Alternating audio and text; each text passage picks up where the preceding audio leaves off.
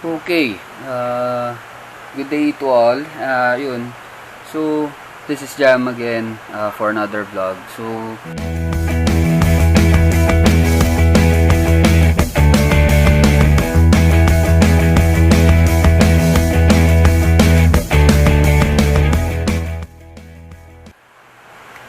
for this vlog, it's going to be about wind noise. Same thing dun sa nangyari nung first vlog ko. May wind noise na nasagap yung mic kahit na meron na siyang foam. So, paano natin mapabawasan or matatanggal yung wind noise? So, nag-research ako sa YouTube. Yung iba naglagay ng sheet sa ilalim ng helmet dito, parang may cover siya dito para wala pumasok na hangin.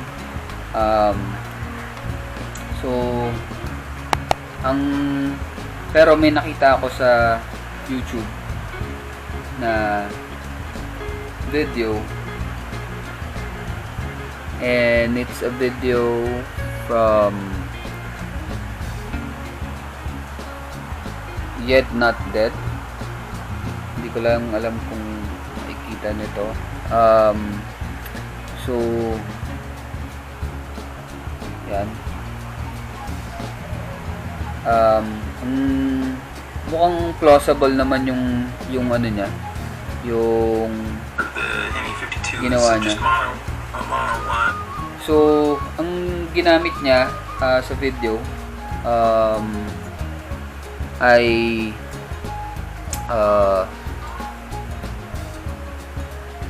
dapat ano to dapat daw balloon.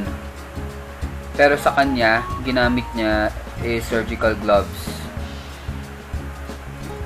So, yan. Surgical gloves yung ginamit niya.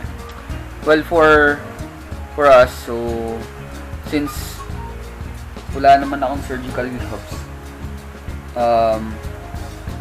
pwede na siguro to plastic for now. Just to give everyone an idea paano siya gagawin. So, ang gagawin mo lang naman is to get a plastic glove, or yun nga, mas maganda yung surgical gloves. Siguro kukuha na lang ako pag nagkaroon na ako ng chance na makakuha ng surgical gloves, kahit isang piraso lang. And then dapat cable tie. Pero ito muna gagamitin natin.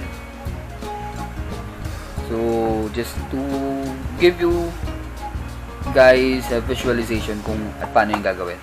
So actually sobrang dali lang niya. Gagawin mo lang, kuha ka ng isang daliri. Siguro maganda to yung pinakamahaba na lang. Ito na lang. Then syempre puputulin natin. So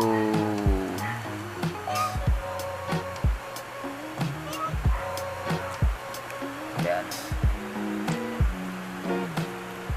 set aside natin siya. So just make sure na may foam na rin kayo. And then gagawin nyo lang, i-snug fit nyo lang to sa loob.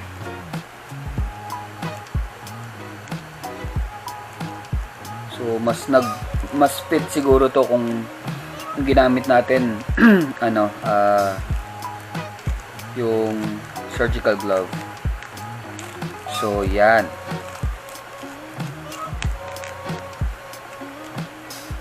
Parang yan.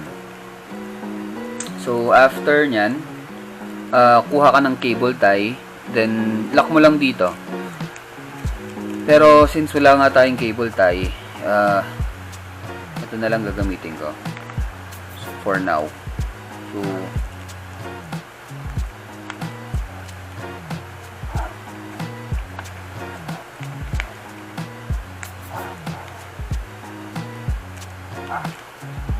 Yan.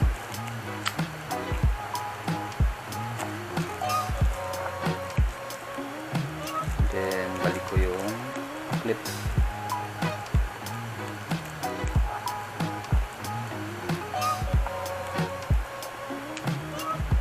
Hindi aabot. Ayun.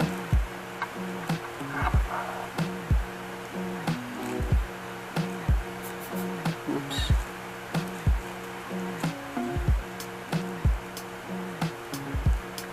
Ipit na lang natin.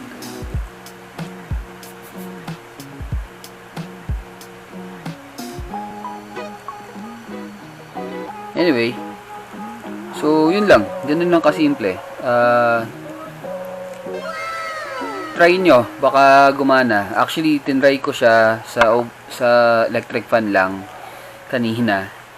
Mukhang gumana naman siya kasi wala akong narinig na bato ng or yung tama ng hangin sa microphone. So siguro yung logic dito, yun, since balot siya, hindi tatama yung hangin mismo sa may mismong mic.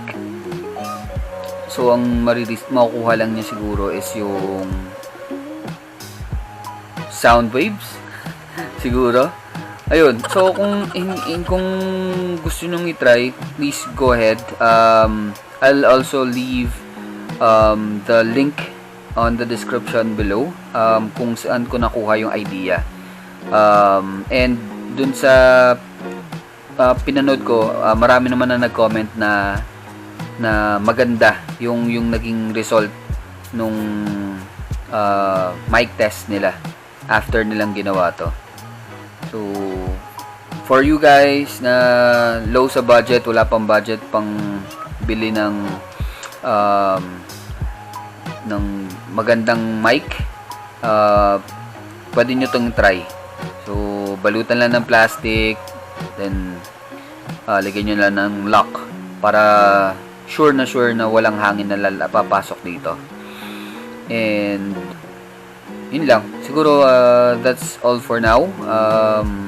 And I'll test this as well pagka nakapag-ride na ulit ako. Umuulan na eh. So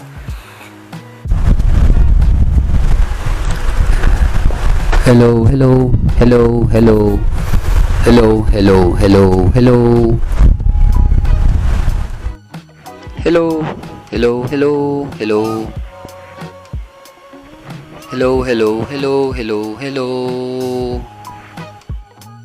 That's all for now. Don't forget, if you like this video, please go ahead and give me a thumbs up.